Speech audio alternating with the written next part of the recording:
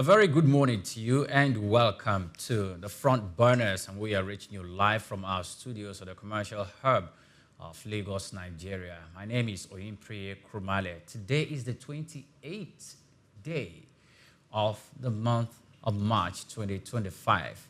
It's like the first quarter of the year is almost gone. And what are we looking at? Prospect for the new other quarter of the year. I'm not doing this by myself.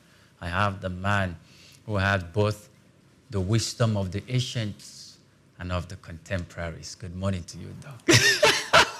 This patronizing this morning. I don't know where it's going to take us to. Good morning. Good morning. It's a pleasure to be here. Great Nigeria. We expect this country to be better and Africa becoming the greater continent in the whole of the world. And today's another day on the front burner where we talk about issues that really make Africa become better. Yes. It's good to be here. And we have the lady in the house. Good morning to you, Blessing. Good morning, Pri. Yes, how are you? Well, I'm great thinking and knowing that this is Friday, sir, and the public holiday and the common break, sir. I'm just, in a celebratory mood. Celebrative mood. Yes. I like it because, you won't have to wake up by 3 a.m. anymore. Not anymore, just for some Just days. for, if it's anymore, then just for 2 days. Already. Then, well, welcome once again to the program. Good morning, Doc. Good morning to Great you, to Doc. see that you're already looking weekendish. Good morning. You're welcome. Pleasure to be here. Where am I taking you away to, or where are you taking me? I will just follow anywhere. Well, I'm sure you're going to have yourself a good weekend too. Now, it is said in the global arena and of course also in the domestic space that no man is an island, no nation is an island, not even the most powerful amongst them, the United States of America. They cannot be by themselves alone for too long.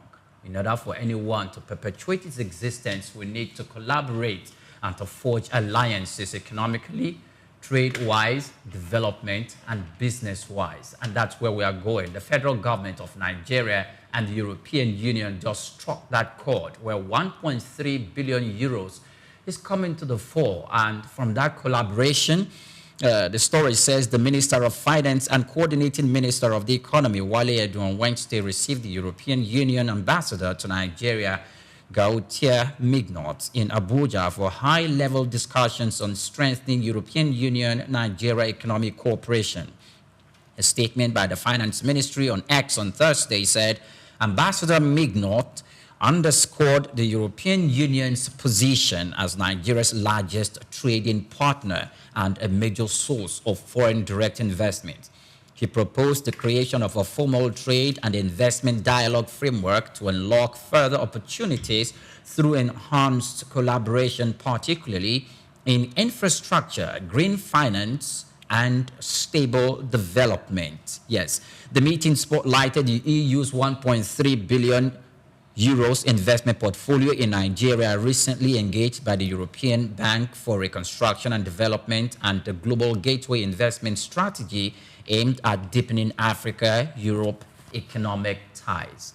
I like that money. You like $1.3 billion. And even though it's a commitment, euros, I beg your pardon, even though it's a commitment that has been shown by the European Union towards Nigeria, I want us to have that money. I want it to materialize because it will go a long way to bring into bear or bring into fruition other projects that will bring up money for Nigeria, capital projects, I mean. And this coalition or this marriage and these ties that we are forming, Doc, some of the projects that it will facilitate has been mentioned by the Minister of the Economy, the Coordinating Minister, Wale Edun. Do you think we are heading somewhere positive? I know you will go to the positive direction, but... Well, you know that I'm always not excited about this kind of money. Oh, really? I am not excited because, you see, we must be very careful as Africans, especially when we are dealing with the Europeans. And that for me is what it is. This, what they call the Global Gateway Investment strategy of EU started in 2021. And you can see it was just only paralleling what China is doing in Africa. The Belt and Road Initiative of the Chinese government.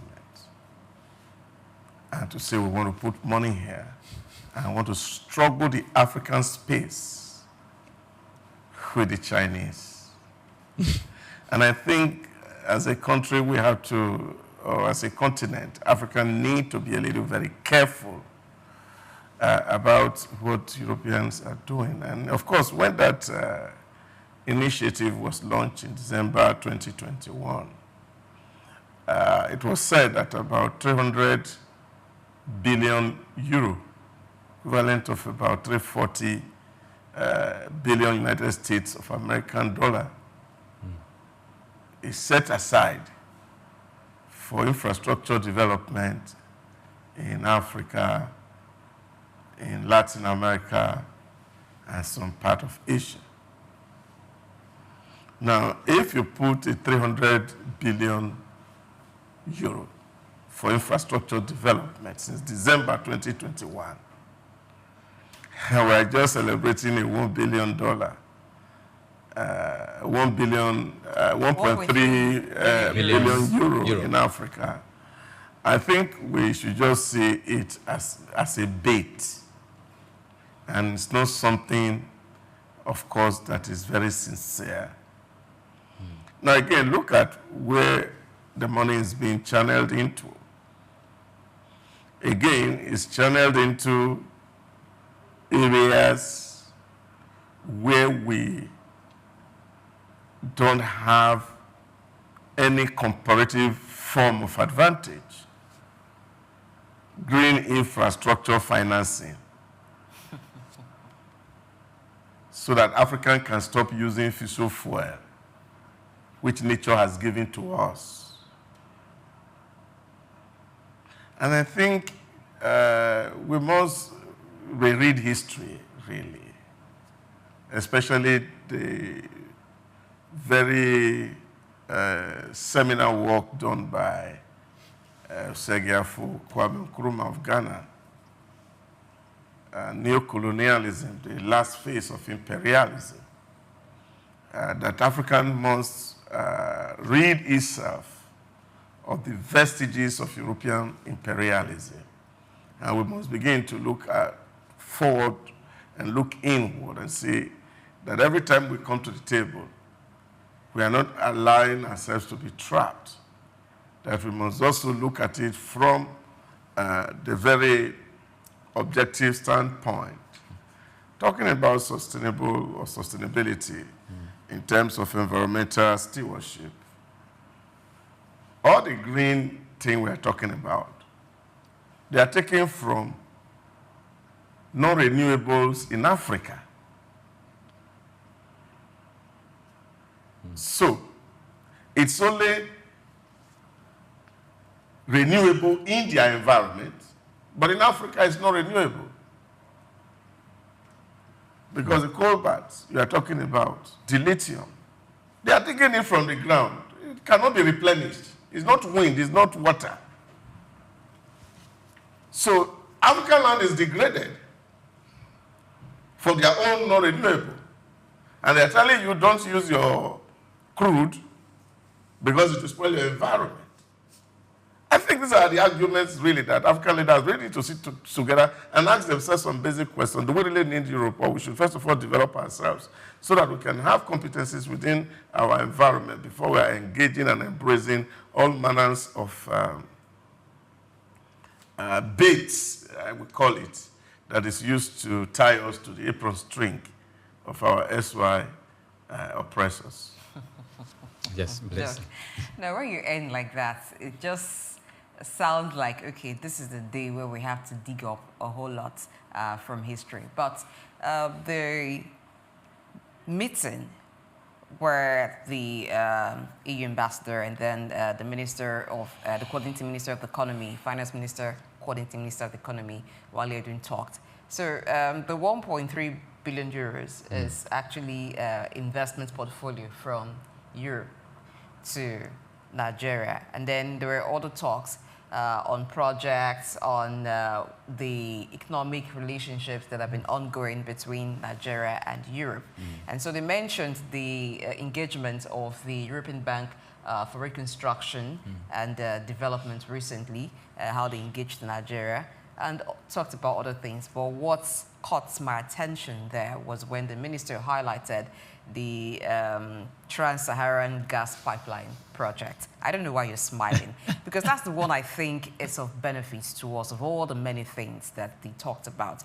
Yes, there is but benefits when we have investment portfolio, but it depends on the type of investment. So, of course, the portfolio would determine how long we'd have that investment. It could just be investment that is seasonal.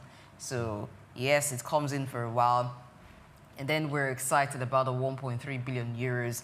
But after a while, when the investors take their profit, they repatriate the profit back to where the money came from. And so you also see that as much as the money came, there is capital flight and it goes out. We don't really benefit from it long term. But the one that will be a long-term benefit is the Trans-Saharan gas pipeline, which I think that there should be more talks on it, more discussions to facilitate this, to fast-track it, so that they need energy. We need the revenue from the energy. We have gas deposits in abundance. If we can explore that, if we can begin to sell or transport gas directly to Europe, I think it will even favor them much, given the current Russia and the Ukraine situation. And so for now, the rest of Europe doesn't really know where they stand with Russia, because what Russia has always had over the head of the rest of Europe is the energy supply, gas supply. So if they can get that from Nigeria, it's a guarantee for them that nobody is holding you to ransom because they hold the key to your energy supply. So it's a win-win for them as much as it's a win-win for us. So I want that discussion should be opened up. It should be fast-tracked, and whatever is needed should happen. Going forward, as we talk about attracting investment from other continents, other countries, we have to be very strategic. Doctors talked about how there is much campaign, much advocacy for green energy. Oh yes, it's good, green, but can't we do green by ourselves? Why is it that whenever investments are coming, it is always tailored towards the area of green energy? Let's move towards green energy. Is that the only challenge, if it's even a challenge in Africa? There are other developments that can be coming in. Now, where somebody is giving you money and the person is dictating what you use that money for, that doesn't exactly look like help. But where you can, when you can now talk with the person and say, this investment you are bringing in, these are the areas that will open up or we would want you to channel in the money to. But when the person is always emphasizing an area that would mean that money they're giving to you with the left hand, they will collect with the right, or if they give to you but with the right, they will collect with the left. So if we're talking about investment in green energy, for now we don't even have the technology. It is still an imported technology. So if we had to go that way, even if they give us money, we would still need to give them back the money as way of importing that technology, as way of importing the materials that we need for them, apart from the natural resources that are sourced here. But every other part of it is important. So we should be encouraging investment where we have a say, investment that we have an advantage over, not the one where it's good on the surface when you say we're talking about investment. We had bilateral meetings, but if you look at it deeply, it doesn't quite favor us. So I think from all that has been said, for me, it is a conversation about the Trans-Saharan gas pipeline that is it for me. And I think the finance minister and coordinating minister of the economy should fast track that discussion with them, and whatever is necessary for us to do that. That's can I read a paragraph for you from Jenkins' work, The Confessions of the Economic Hitmen? Just a preface, just a paragraph. All the economic hitmen and their jackatos, false economies, false promises, threats, bribes, extortion, debt, deceptions, coups, assassinations, unbridled military powers are used around the world today, even more than during the era I exposed more than a decade ago. Although this cancer has spread widely and deeply, most people still are not aware of it. That's Jenkins. And this is the story of the corporatocracy, as he calls it, or the corporate capitalism, as it threatens and destabilizes global economy. And I think we must all open our eyes to see what people are doing around us. That all these things is not about our good, it's about their good. And as long as it's good for them, and that's fine. So for me, yes, it's good. I'm not saying we cannot have bilateral conversation, but I think we should have bilateral conversation with open eyes and with open hearts. And to say, look, let's talk about these conversations. They're talking about green financing. Now we're hearing about green bonds, which is another debt for African countries. South Africa the other day floated green bonds, which is debt. You're borrowing money. For green to transit yes. to green You're energy. transiting from where you are to where. That's why I started by saying, maybe we need to reread Nkrumah's work. And he was very sincere. And of course, we know how they used the coup to sweep him out.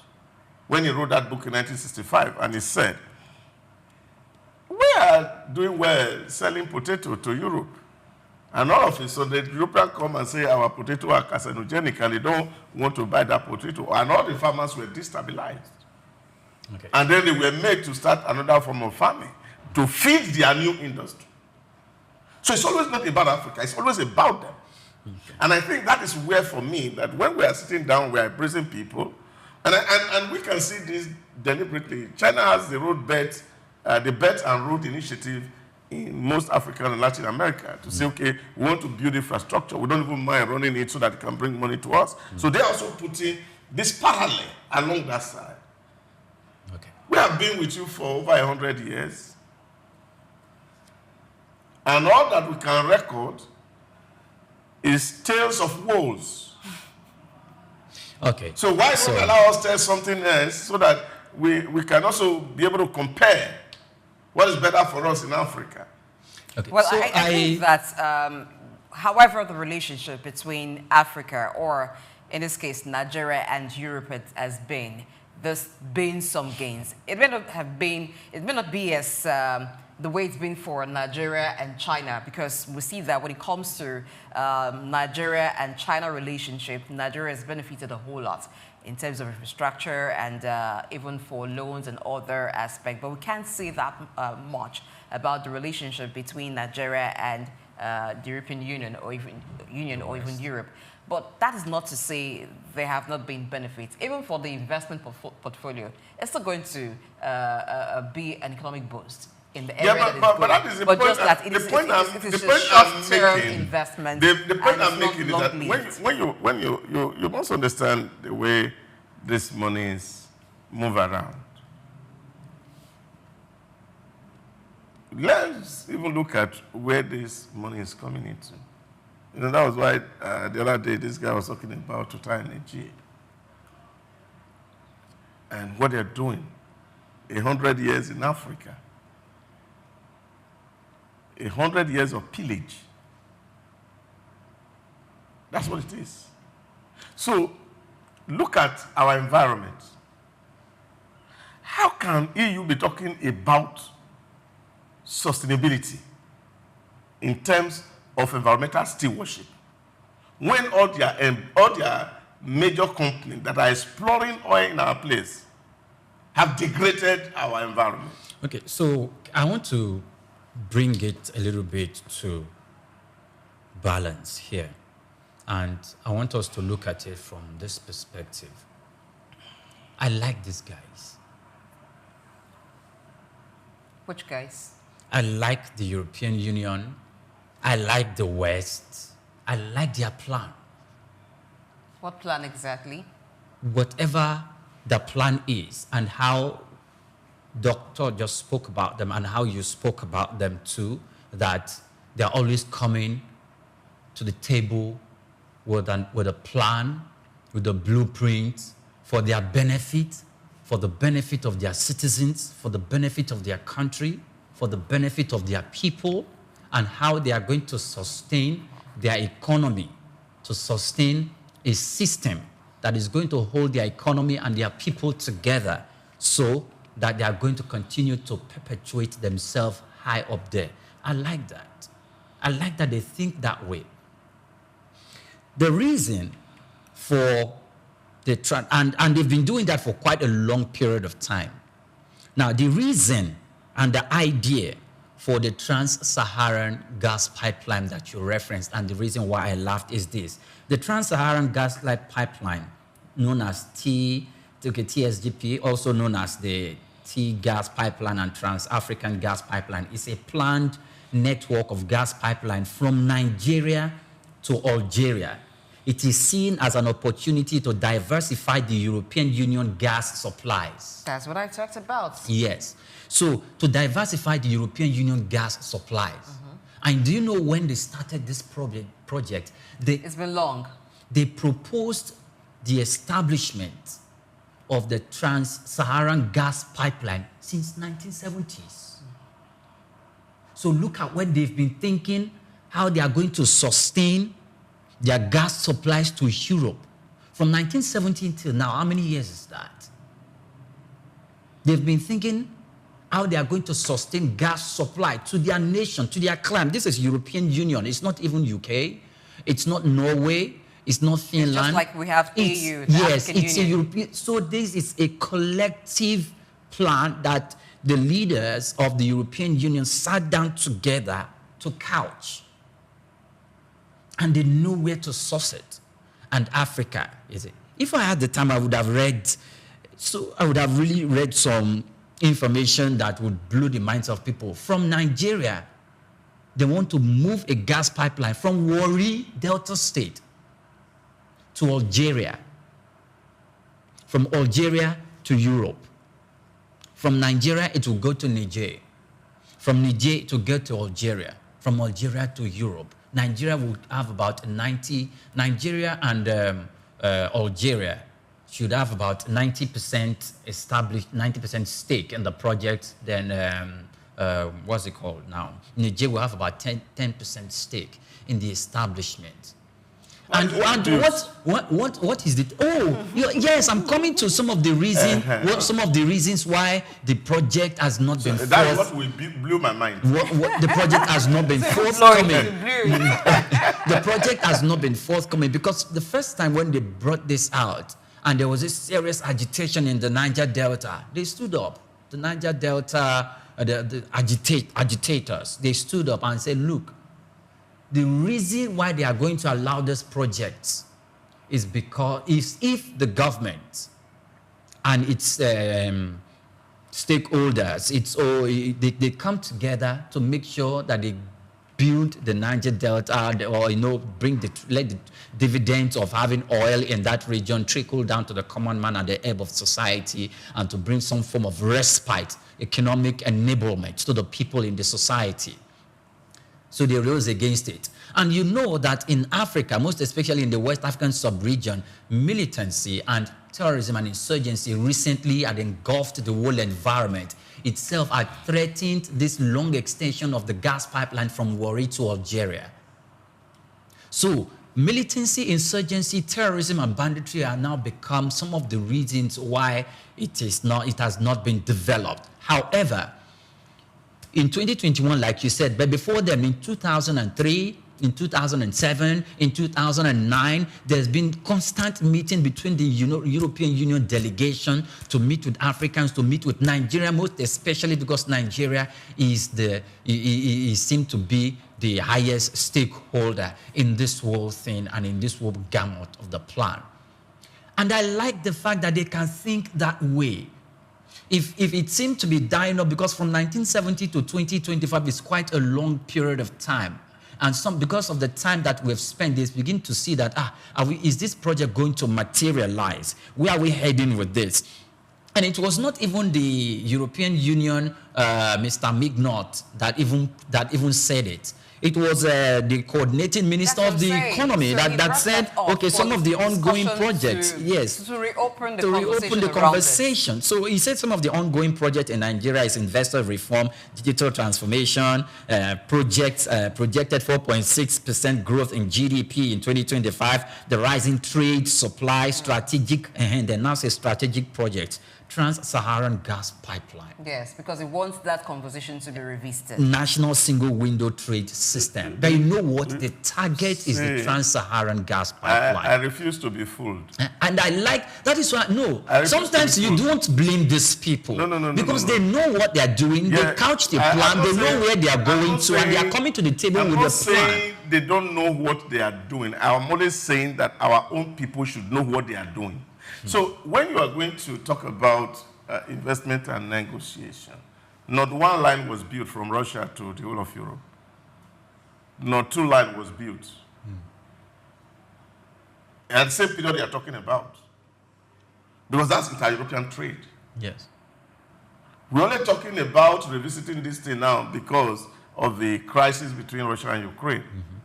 That's affecting the supply. Supplies of gas. There's dire need for it. So you are just being looked at, as an alternative. So it's not something that is worth an investment. So you can't be having a conversation between 1972 from your own 1970 till date, and then you are saying somebody is telling you and is giving. That's why you see Jenkins call it failed promises, and we should not be deceived and fooled by promises of the European. That's the point I'm making.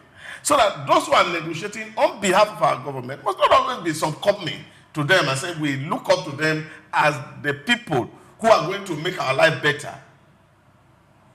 We talked about it that yes, we may not be glorifying the military regime in Burkina Faso. Look at what Ibrahim Traore is doing in Burkina Faso. He rejected IMF loan and even Chinese loan. And they are focusing on what they have in their land to develop themselves. And they tell them, well, we're not going to sell it to you cheap. If you want to buy, come and buy. We are selling it.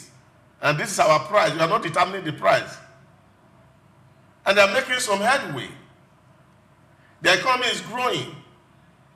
They are funding things. In short, right now, they are even setting up to build their own local car and world machines, so that the reliance on the West will die.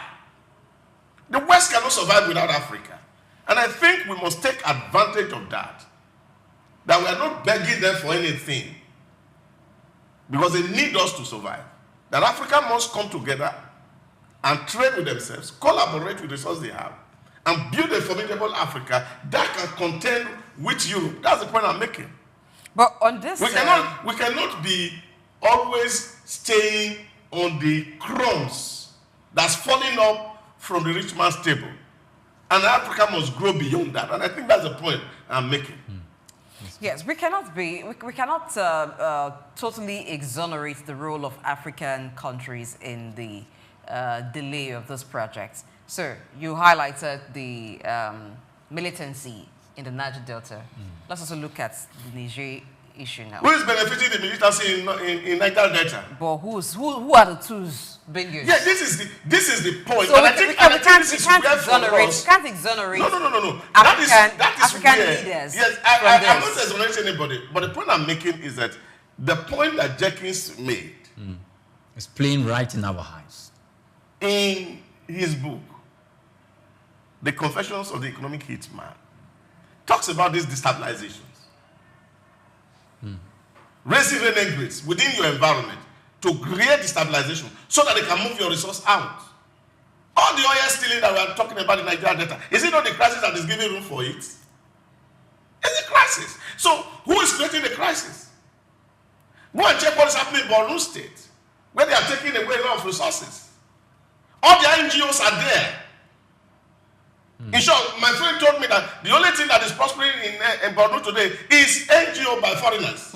What are they doing there? But even the NGOs... In the midst of the bullets, and it's not reaching them. So the question that we must ask as Africans is that we must be very conscious of our own development. We must work our own internal strategy.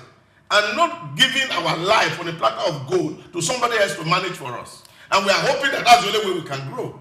You know, that's my point. You know the issue I have with issues like this, when we talk about the role of the West in underdeveloping Africa, when we talk about the role of other countries, and we don't talk about our own role, whether a country is instigating violence or they're behind any political destabilization in any country, it still rests on the citizens and the leaders of that country to ensure that such plots or ploy does not materialize. Doesn't work. So if we keep doing this, it will seem like a blame game.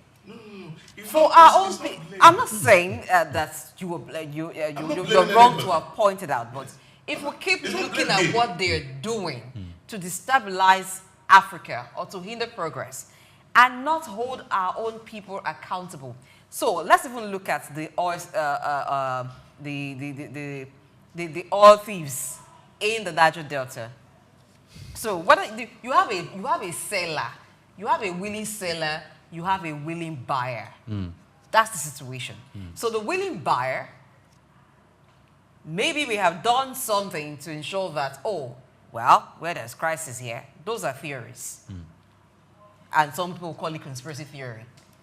Then the willing seller is the one who is of that nationality, who is sabotaging his own country and selling what is supposed to be the commonwealth of his nation to somebody else. Is getting financial gains from it, is getting other gains from it. It continues. Now, I think the hammer should land more on those who are sabotaging their own country than those who are benefiting from the sabotage happening. Yes. Okay. So for if we even look at the Trans-Saharan gas pipeline, what has been the commitment of Nigeria, of Niger, of Algeria towards this project? Because there are three partners. Yes. There is the NNPC, yes, which is now NNPCL. Yes. There is Niger and there is Algeria. What is their commitment towards Yeah, it? that is a point. Is to understand. The question to ask is, what is France doing in Niger, and what are they doing in Algeria? Now, these questions, we have to definitely answer them. And we must understand what this is. I'll give you one very simple example. When we were at the heat of Boko Haram, insurgency in Nigeria, it was at its peak. And Jonathan wrote to America that we needed to Kano jets. They denied us. And then they went to say, okay, well, since America is not giving us, let's even negotiate with Brazil to give us their own that they are using. American blocked Brazil from bringing those to Kano to Nigeria, which of course incapacitates your leaders not to be able to do some certain things. Understand this dynamics, and it's not starting today. And that's why a lot of people are talking about what has happened in Africa. Look at it. Tuari talks about how he will not going to be another Thomas Sankara of Africa. The people who have initiated the move to see how we can be weaned from the apron string of these people somehow are discredited. And even there were a lot of bookmakers who said, of course, the last election of 2015 in Nigeria was done deliberately by the influence of the same Western countries to determine that they have a puppet. Which, you see, it's like, how do they put it? Somebody who is ignorant. And they will weaponize people's ignorance to be able to defraud them. Now, this is what is happening. And that is why I'm saying that we should not be too trustful of any conversation of I'm going to help you. Are we really trustful? Okay, or so we pretend I to think, be trustful? okay. Because it seems like the people who are on the table making the negotiations with foreign partners, they're aware, but they act like they're unaware because there are some gains for them. No. They may not be very aware. Oh, And you see, okay, I was talking to one of our staff yesterday while we were traveling to Badagry. And one of the things I was saying to him was the fact that, check it out. The good food we were used to eat, we were told they are not good for us. Very healthy meals we eat in our villages. We have abandoned it for their snacks, for their packaged food. And somehow, education, which we call it in quote, has prepared us to serve them, not to serve ourselves. And this is why, for me, I say, without any fear of contradiction, that the starting point for African greatness is decolonizing our educational system, where, of course, we are going to have African intellectuals and intellectuals who will be free to think. But it seems that's going to be very hard. No. It's going to be very hard. Yeah, they were free to think. It seems it's going to be very hard to do. In your own time, it was even better. You could think. The kind of education you got was at least tilted towards Nigerian values. No, we were not. I remember. There's a place I'm going with this. At least you went to Nigerian A particular schools. professor in one of our universities here, in short, in one of our classes, shut me down. I said, look, you don't have a PhD, you cannot talk. And that was with my master's. And I said to him, why can I talk? And he said, look, it is your time. We are trying to rewire. I wrote my thesis in French. And I said, what has that got to do with the conversation that we're having? You see that rewiring. It has been taken further. Why will a professor think of rewiring my mind and it will not allow me to think? You see that rewiring. And there are a lot of people who have been academically damaged. They have been academically rewired. Because they want to think and they want to be independent. I don't think that educational system is decolonized. All these people, I think they know. They don't know. Doc, there is such a thing as weaponized incompetency. So a person can intentionally choose to show incompetence for certain reasons, for gains. So it is not as if I do not understand that if I'm entering into a contract, I must study the terms of the contract. I must do due diligence to ensure that I understand what are the clauses of this contract. But if I turn a blind eye, there's a reason I'm turning a blind eye to it. Because for every job that you're doing, there is a description what that job demands. If you are signing a contract on behalf of a country, it takes a whole lot. You don't do that not being aware of the clauses. You don't do that not being aware of what the terms of the contract state. So how do people sign contracts that put the country in trouble? And then it is seen as, oh, they didn't consider that part. We've had that repeatedly. So I do not want to believe that they don't know. I think what we have is weaponized incompetency. Then back to the decolonization of our educational system, I think it's going to be very hard to do that. Because right now, we are even having more of foreign curriculum in our educational system than we ever had. We have British, American, Nigerian school. Some confusion. Nigerian, Turkish, whatever international school.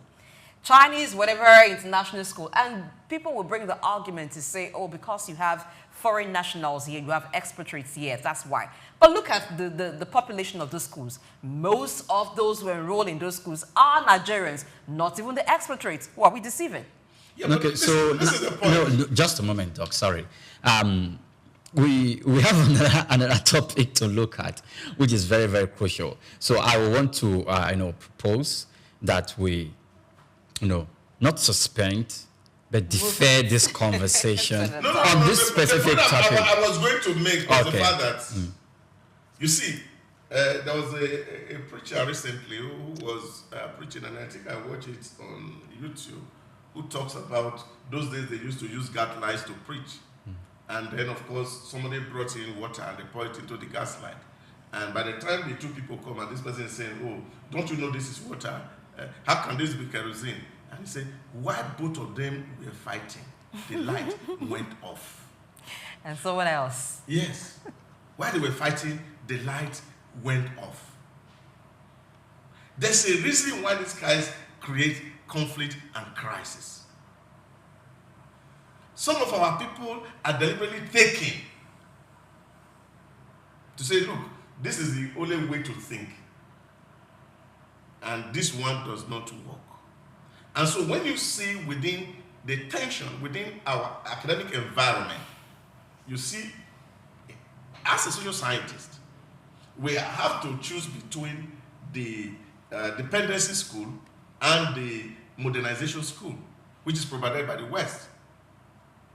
And many of the people who are trained in the West are trained to believe that there are certain factors in us that will make us not to develop. And that is what modernization theory is all about. But we're saying that, look, we're not developing because we are tied to your apron string. We need to break that so that we can think freely. And that's the only way to develop. When you go and look at it, countries that are broken out today, do you want to talk about Singapore, China, Malaysia, Indonesia? They all broke out. And then they emerge. If Africa must emerge, we have to break out. Simple and short. QED. Okay, thank you very much. Okay, if Africa must break out, if Africa must emerge, if Africa must make progress, we have to break out. Well, from the few examples that we've seen recently, is it going to be through the barrel of the gun?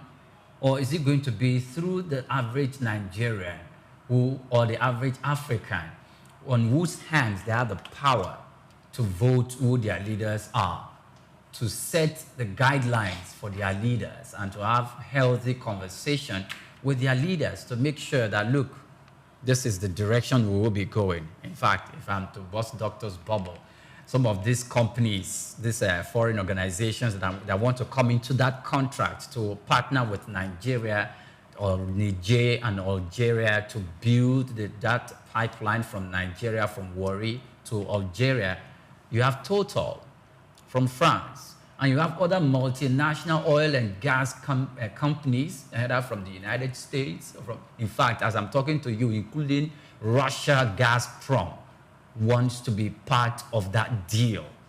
But the NNPCL says that, look, if things go on as planned, we won't need all those people coming to be part of the deal. They want to facilitate the deal because who is going to benefit from it is going to be Europe. Where is Nigeria going to benefit from in the whole of this? It's a commission some Nigerian leaders need to consider. And from what Blessing said, you cannot claim ignorance by appending your signature to a contract. Then later, when you have left the saddle of power, other leaders will now be bedeviled, or the country will now be bedeviled by the consequences of those. We don't want to see that.